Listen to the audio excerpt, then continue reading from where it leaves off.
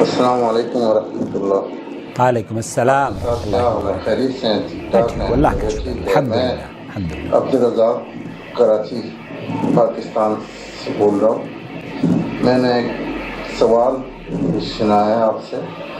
سوال یہ ہے کہ نماز جنازہ میں ہم اکثر پڑھتے ہیں یہاں پہ، لیکن کوئی میرے خیال میں سلفی حضرات ہمارے جو پڑھتے ہیں، باقی ہمارے کوئی فقہ کے لوگ پڑھتے نہیں ہیں۔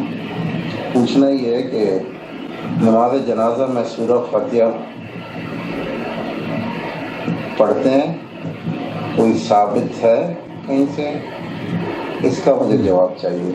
انشاءاللہ بڑی نوازش ہوگی، اللہ آپ سے راضی ہو جائے، آپ سے بھی راضی بڑی مہربانی۔ السلام علیکم۔ وعلیکم السلام ورحمۃ اللہ وبرکاتہ۔ نحمدہ ونصلی علی رسولہ الکریم۔ اللہ ہم سب سے راضی ہو جائے۔ آپ دیکھ رہے ہیں نو ٹی وی جدہ اور میں ہوں آپ کا دوست، آپ کا ہوسٹ محمد عاقل۔ یہ چینل ہمارا نیا پودا ہے، 2 لاکھ سبسکرائبر اس طریقے سے ڈیلیٹ یوٹیوب نے کر دیے۔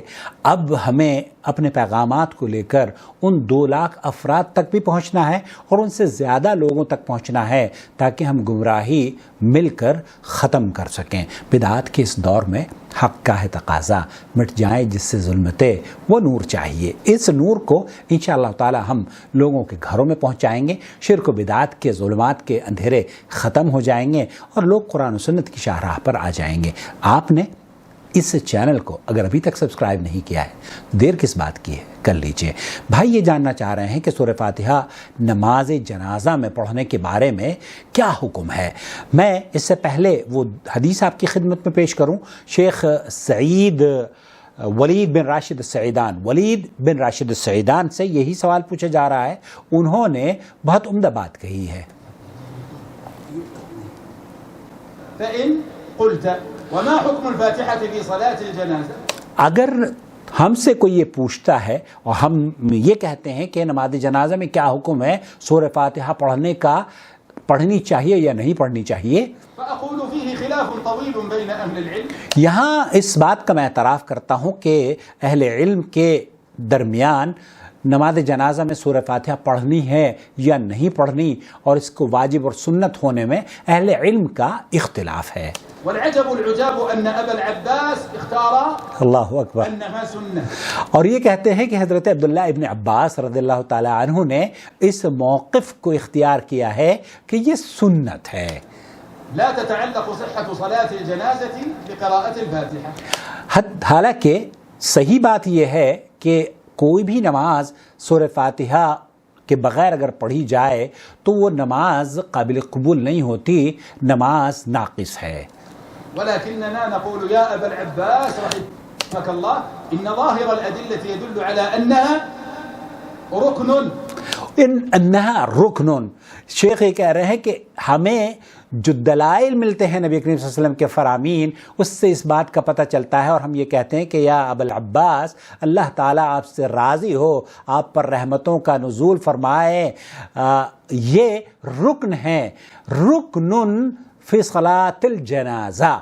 سورہ فاتحہ کا پڑھنا نماز میں رکن ہے۔ اور یہی سوال مفتی مملکت سعودی عرب شیخ ابن باز رحمۃ اللہ علیہ سے پوچھا گیا کہ اس کی کیا حیثیت ہے، تو شیخ نے فرمایا کہ یہ مسنون عمل اس لیے ہے کیونکہ نبی کریم صلی اللہ علیہ وسلم نے کیا ہے، لیکن اس کی واجب ہونے کی دلیل یہ ہے کہ اللہ کے رسول صلی اللہ علیہ وسلم نے فرمایا ہے لا صلاۃ لمن لم یقرأ بفاتحۃ الکتاب، وہ نماز قابل قبول نہیں جس میں سورہ فاتحہ نہ پڑھی جائے۔ مشائخ یہ کہتے ہیں کہ کیا یہ نماز نہیں ہے، کیا یہ صلاح نہیں ہے جس کو آپ نماز جنازہ کہتے ہیں؟ اگر یہ نماز ہے تو نبی کریم صلی اللہ علیہ وسلم کے مطابق صلو کما رأیتمونی اصلی، اور ہر وہ نماز جو نماز کہلائی جاتی ہے اس میں سورہ فاتحہ واجب ہے اور یہ رکن ہے، جیسے کہ شیخ سعیدان کی گفتگو آپ نے سنی۔ اب بھائی یہ جاننا چاہ رہے ہیں جو عبداللہ ابن عباس والی روایت ہے اس کو بھی میں آپ کی خدمت میں پیش کروں گا، جو کہ یہاں بیان کی گئی ہے۔ اس کو امام بخاری نے بھی نقل کیا ہے اور دوسری کئی کتابوں میں یہ حدیث موجود ہے۔ طلحہ ابن عبید اللہ سے روایت ہے کہ میں نے عبداللہ ابن عباس رضی اللہ تعالیٰ عنہ کے پیچھے نماز جنازہ پڑھی، فقرأ بفاتحۃ الکتاب وقال لتعلموا انها سنہ۔ یہاں یہ عبداللہ ابن عباس رضی اللہ تعالیٰ عنہ کے بارے میں بیان کر رہے ہیں، تو عبداللہ ابن عباس نے تکبیر اولا کے بعد سورہ فاتحہ بآواز بلند پڑھی اور فرمایا کہ یہ اس لیے کیا ہے کہ تاکہ تمہیں پتہ چل جائے کہ یہ سنت عمل ہے، اللہ کے رسول صلی اللہ علیہ وسلم ایسا عمل کیا کرتے تھے، نماز جنازہ میں سورہ فاتحہ پڑھا کرتے تھے۔ نماز جنازہ میں دعا الثنا پڑھنے کا کوئی ثبوت نہیں ملتا، قرآن و حدیث میں کوئی ثبوت نہیں ہے۔ یہاں آپ دیکھ سکتے ہیں شیخ معراج ربانی حفظ اللہ کو بھی پہلے وہ کہتے تھے کہ پڑھ لی جائے، لیکن انہوں نے اس بات سے بھی رجوع کیا کہ نماز جنازہ میں سورہ فاتحہ پڑھی جائے گی لیکن ثنا نہیں پڑھی جائے گی۔ اسی طریقے سے احناف کا یہ موقف ہے کہ ثنا پڑھی جائے، اور وہ یہ کہتے ہیں کہ نماز جنازہ میں اور کچھ نہ پڑھا جائے، جبکہ آپ یہ کہتے ہیں کہ کچھ نہ پڑھا جائے تو پھر ثنا ہی کیوں پڑھی جائے، جس بات کی کوئی دلیل بھی نہیں ہے۔ ثنا پڑھنے کی کوئی دلیل نہیں ہے، سورہ فاتحہ پڑھنے کی دلیل بخاری اور حدیث کی دیگر کتابوں میں بھی، سنن نسائی میں بھی یہ موجود ہے، جو میں آپ کی خدمت میں دوسری ایک اور روایت آپ کی خدمت میں پیش کروں گا۔ طلحہ بن عبید اللہ سے مروی ہے، فرماتے ہیں کہ صلیت خلف ابن عباس علی فینبغی جنازہ فقرأ بفاتحة الكتاب وسورة وجهر حتى اسمعنا۔ یہاں یہ کہتے ہیں کہ میں نے عبداللہ ابن عباس کے پیچھے نماز جنازہ پڑھی تو انہوں نے سورہ فاتحہ ایک اور سورت پڑھی اور بلند آواز سے قرات کی، یہاں تک کہ ہم نے سن لیا۔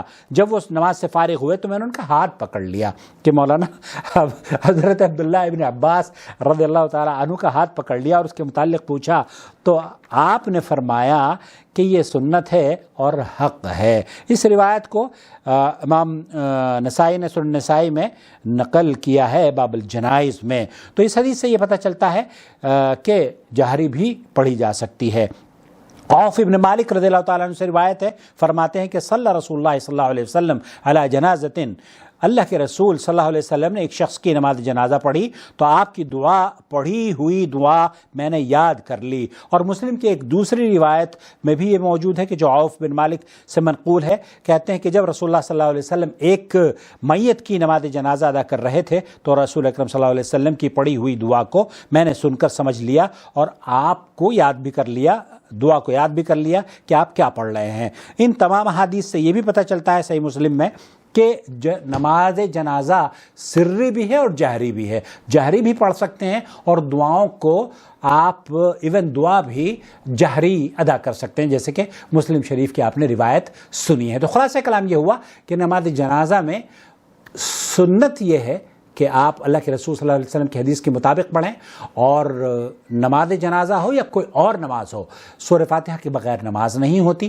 اسی طریقے سے آپ کو نماز جنازہ پڑھنی چاہیے جیسے کہ اللہ کے رسول صلی اللہ علیہ وسلم پڑھا کرتے تھے۔ اللہ رب العالمین سے دعا ہے کہ اللہ تعالی ہمارے اس چینل کو گمراہیوں کو ختم کرنے والا بنائے اور لوگوں کو شاہراہ پر قرآن و سنت کی لانے والا بنا دے، آمین یا رب العالمین۔ والسلام علیکم ورحمۃ اللہ وبرکاتہ۔